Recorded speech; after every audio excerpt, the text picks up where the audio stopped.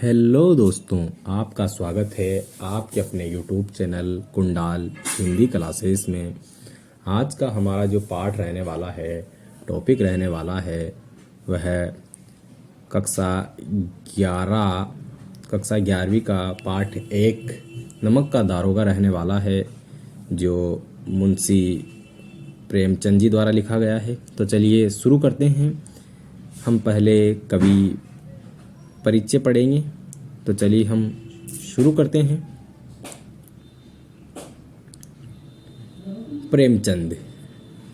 साहित्य वह जादू की लकड़ी है जो पशुओं में, ईंट पत्थरों में, पेड़ पौधों में भी विश्व की आत्मा का दर्शन करा सकती है। जीवन में साहित्य का स्थान। प्रेमचंद मूल नाम धनपत राय, जन्म सन 1880, लम्ही गांव, उत्तर प्रदेश।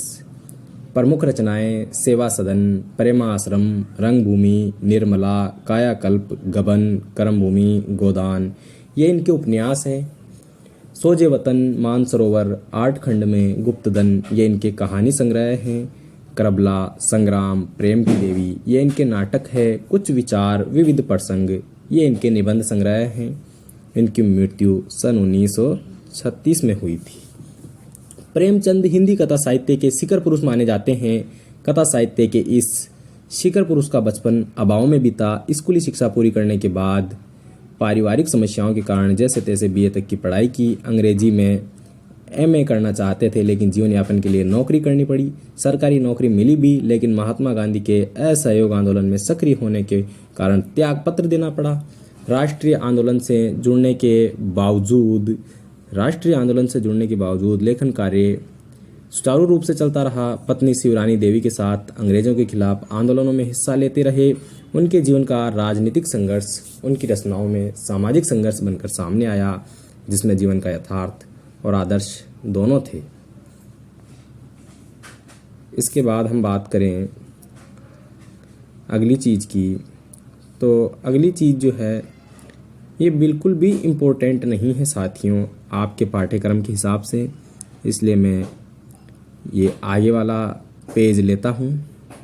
यहाँ दी गई कहानी नमक का दारोगा, प्रथम प्रकाशन 1914 ईस्वी। प्रेमचंद की बहुचर्चित कहानी है, जिसे आदर्शोन्मुख यथार्थवाद के एक मुकम्मल उदाहरण के रूप में देखा जा सकता है। कहानी में ही आए हुए एक मुहावरे को लें तो यह धन के ऊपर धर्म की जीत की कहानी है। धन और धर्म को हम क्रमशः सद्वर्ती और असद्वर्ती, बुराई और अच्छाई, असत्य और सत्य भी कह सकते हैं। कहानी में इनका प्रतिनिधित्व क्रमशः पंडित अलोपीदीन और मुंशी वंशीधर नामक पात्रों ने किया है। ईमानदारी कर्मयोगी मुंशी वंशीधर को खरीदने में असफल रहने के बाद पंडित अलोपीदीन अपने धन की महिमा का उपयोग कर उन्हें नौकरी से मुअत्तल करा देते हैं, लेकिन अंततः सत्य के आगे उनका सिर झुक जाता है। वे सरकारी महकमे से बर्खास्त वंशीधर को बहुत ऊंचे वेतन और भत्ते के साथ अपनी सारी जायदाद का स्थायी मैनेजर नियुक्त करते हैं और गहरे अपराध बोध से भरी हुई वाणी में निवेदन करते हैं। परमात्मा से यही प्रार्थना है कि वह आपको सदैव वही नदी के किनारे वाला बेमुरवत उद्दंड किंतु धर्मनिष्ठ दारोगा बनाए रखें। कहानी के इस अंतिम प्रसंग से पहले तक की समस्त घटनाएं प्रशासनिक और न्यायिक व्यवस्था में व्याप्त भ्रष्टाचार तथा उस भ्रष्टाचार की व्यापक सामाजिक स्वीकार्यता को अत्यंत साहसिक तरीके से हमारे सामने उजागर करती है। ईमानदार व्यक्ति के अभिमन्यु के समान निहत्थे और अकेले पड़ते जाने की यथार्थ तस्वीर इस कहानी की बहुत बड़ी खूबी है। किंतु प्रेमचंद इस संदेश पर कहानी को ख़त्म नहीं करना चाहते, क्योंकि उस दौर में वे मानते थे कि ऐसा यथार्थवाद हमको निराशावादी बना देता है। मानव चरित्र पर से हमारा विश्वास उठ जाता है। हमको चारों तरफ बुराई ही बुराई नजर आने लगती है। उपन्यास शीर्षक निबंध से, इसलिए कहानी का अंत सत्य की जीत के साथ होता है। तो चलिए अब हम अपना पाठ शुरू करते हैं। पाठ का नाम है नमक का दारोगा। जब नमक का नया विभाग बना और ईश्वर प्रदत्त वस्तु के व्यवहार करने का निषेध हो गया, तो लोग चोरी छिपे इसका व्यापार करने लगे। अनेक प्रकार के छल प्रपंचों का सूत्रपात हुआ। कोई घूस से काम निकालता था, कोई चालाकी से अधिकारियों के पोबारह थे। पटवारी गिरी का सर्वसम्मानित पद छोड़ कर लोग इस विभाग की बरकंदाजी करते थे। इसके दारोगा पद के लिए तो वकीलों का भी जी ललचाता था। यह वह समय था जब अंग्रेजी शिक्षा और ईसाई मत को लोग एक ही वस्तु समझते थे। फारसी का प्राबल्य था। प्रेम की कथाएं और श्रृंगार रस के काव्य पढ़कर फारसीदा लोग सर्वोच्च पदों पर नियुक्त हो जाया करते थे। मुंशी बंशीधर भी जुलेखा की विरह कथा समाप्त करके मजनू और फरहाद के प्रेम वृत्तांत को नल और नील की लड़ाई और अमेरिका के आविष्कार से अधिक महत्व की बातें समझते हुए रोजगार की खोज में निकले। उनके पिता एक अनुभवी पुरुष थे। समझाने लगे, बेटा घर की दुर्दशा देख रहे हो, ऋण के बोझ से दबे हुए हैं, लड़कियां हैं वह घास फूस की तरह बढ़ती चली जाती है, मैं कगारे का वृक्ष हो रहा हूँ, न मालूम कब गिर पड़ूं। अब तुम ही घर के मालिक मुख्तार हो, नौकरी में ओहदे की ओर ध्यान मत देना, यह तो पीर का मज़ार है, निगाह चढ़ावे और चादर पर रखनी चाहिए। ऐसा काम ढूंढना जहाँ कुछ ऊपरी आय हो। मासिक वेतन तो पूर्णमासी का चांद है जो एक दिन दिखाई देता है और घटते घटते लुप्त हो जाता है। ऊपरी आय बहता हुआ स्रोत है जिससे सदैव प्यास बुझती है। वेतन मनुष्य देता है, इसी से उसमें वृद्धि नहीं होती। ऊपरी आमदनी ईश्वर देता है, उसकी बरकत होती है। तुम स्वयं विद्वान हो, तुम्हें क्या समझाऊं? इस विषय में विवेक की बड़ी आवश्यकता है। मनुष्य को देखो, उसकी आवश्यकता को देखो, अवसर को देखो, उसके उपरांत जो उचित समझो करो। गरज वाले आदमी के साथ कठोरता करने में लाभ ही लाभ है, लेकिन बेगरज को दांव पर पाना जरा कठिन है। इन बातों को निगाह में बांध लो, यह मेरी जन्म भर की कमाई है। जाड़े के दिन थे और रात का समय। नमक के सिपाही चौकीदार नशे में मस्त थे। मुंशी बंशीधर को यहाँ आए अभी 6 महीनों से अधिक न हुए थे, लेकिन इस थोड़े समय में ही उन्होंने अपनी कार्यकुशलता और उत्तम आचार से अफसरों को मोहित कर लिया था। अफसर लोग उन पर बहुत विश्वास करने लगे। नमक के दफ्तर से 1 मील पूर्व की ओर जमुना बहती थी। उस पर नावों का एक पुल बना हुआ था। दरोगा जी किवाड़ बंद किए मीठी नींद से सो रहे थे। अचानक आंख खुली तो नदी के प्रवाह की जगह गाड़ियों की गड़गड़ाहट तथा मल्लाहों का कोलाहल सुनाई दिया। उठ बैठे, इतनी रात गई गाड़ियां क्यों नदी के पार जाती है? अवश्य कुछ न कुछ गोलमाल है। तर्क ने भ्रम को पुष्ट किया। वर्दी पहनी, तमंचा जेब में रखा और बात की बात में घोड़ा बढ़ाए हुए पुल पर आ पहुंचे। गाड़ियों की एक लंबी कतार पुल के पार जाती दिखी। डांट कर पूछा, किसकी गाड़ियां हैं? थोड़ी देर तक सन्नाटा रहा। आदमियों में कुछ खानाफूसी हुई। तब आगे वाले ने कहा, पंडित अलोपीदीन की। कौन पंडित अलोपीदीन? दातागंज के मुंशी बंशीधर चौके पंडित अलोपीदीन इस इलाके के सबसे प्रतिष्ठित जमींदार थे। लाखों रुपयों का लेन देन करते थे। इधर छोटे से बड़े कौन ऐसे थे जो उनके ऋणी न हो। व्यापार भी बड़ा लंबा चौड़ा था। बड़े चलते पुर्जे आदमी थे। अंग्रेज अफसर उनके इलाके में शिकार खेलने आते और उनके मेहमान होते। 12 मास सदाव्रत चलता था। मुंशी जी ने पूछा, गाड़ियां कहाँ जाएंगी? उत्तर मिला, कानपुर। लेकिन इस प्रश्न पर किस में क्या है? सन्नाटा छा गया। दारोगा साहब का संदेह और भी बढ़ा। कुछ देर तक की बाट देखकर वह जोर से बोले, क्या तुम सब गूंगे हो गए हो? हम पूछते हैं इनमें क्या लदा है? जब इस बार भी कोई उत्तर न मिला तो उन्होंने घोड़े को एक गाड़ी से मिलाकर बोरे को टटोला। भ्रम दूर हो गया। यह नमक के ढेले थे।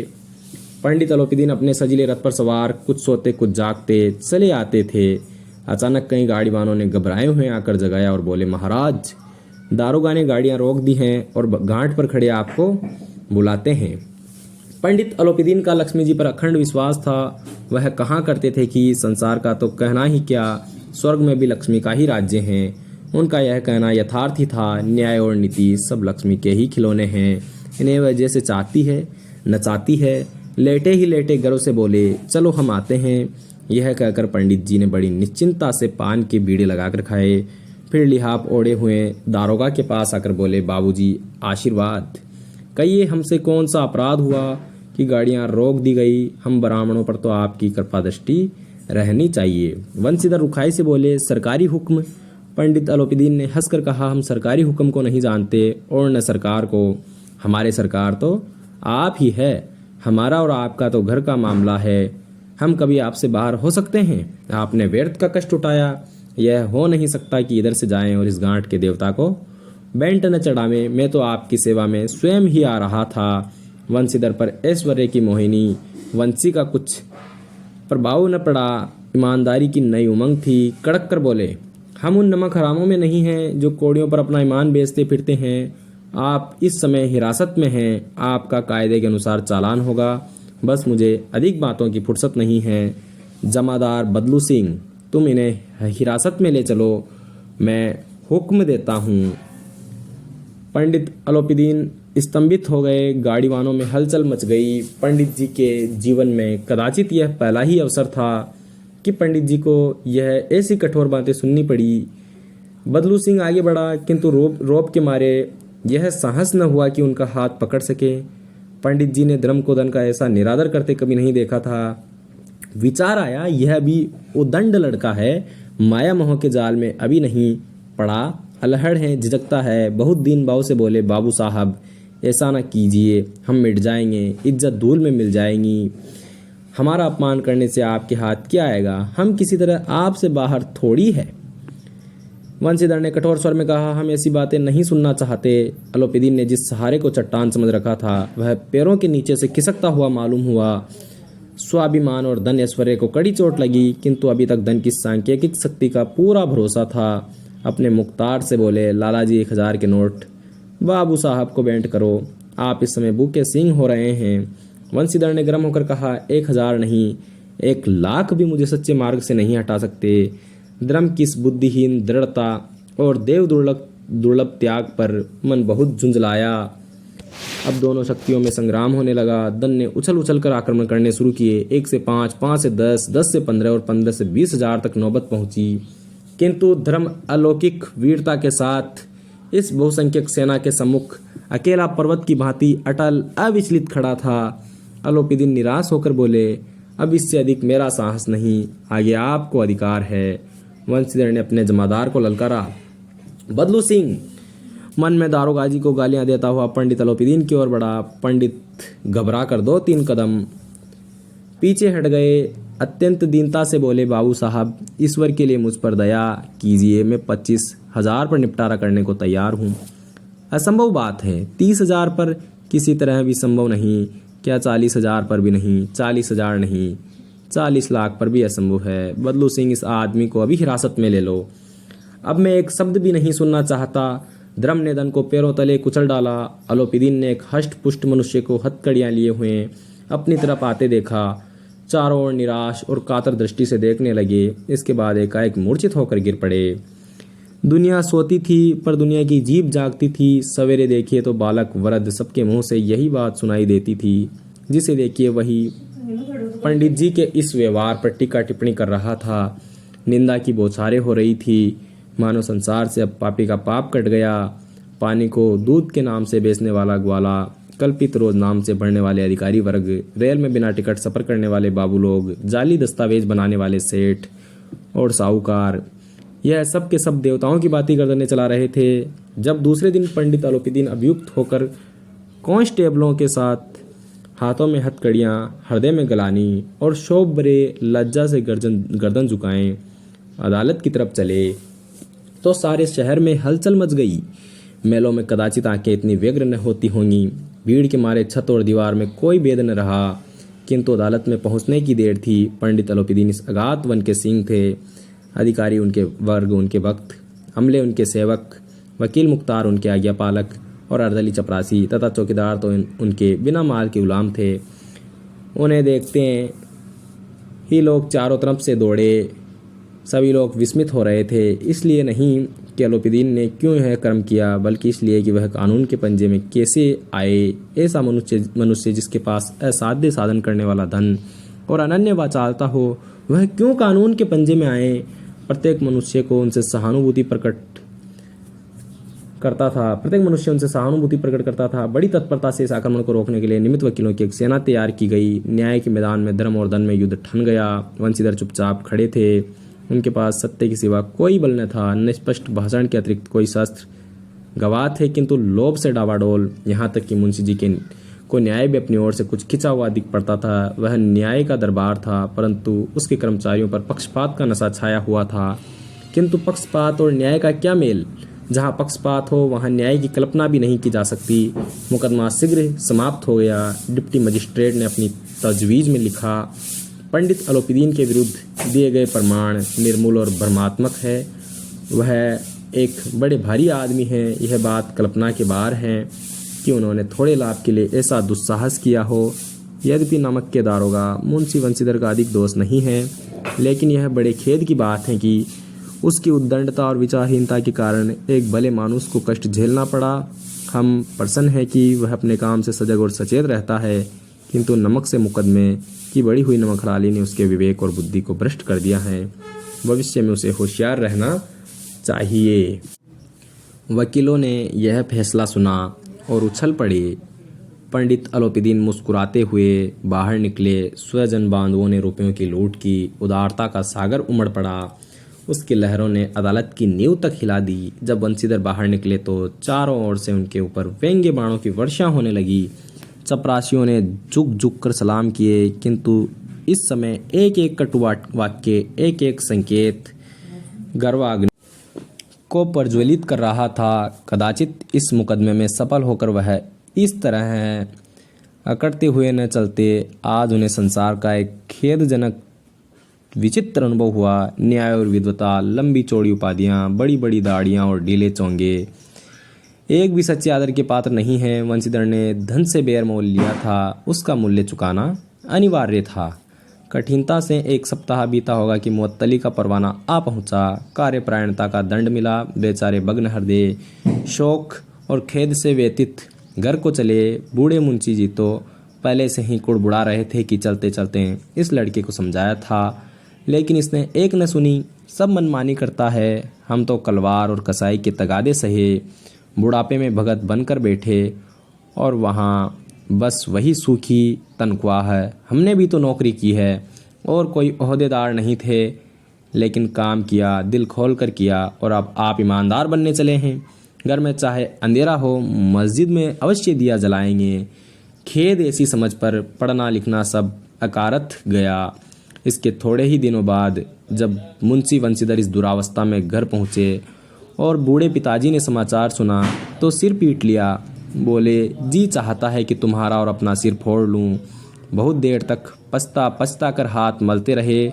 क्रोध में कुछ कठोर बातें भी कही, और यदि वंशीधर वहाँ से टल न जाते तो अवश्य ही यह क्रोध विकट रूप धारण करता।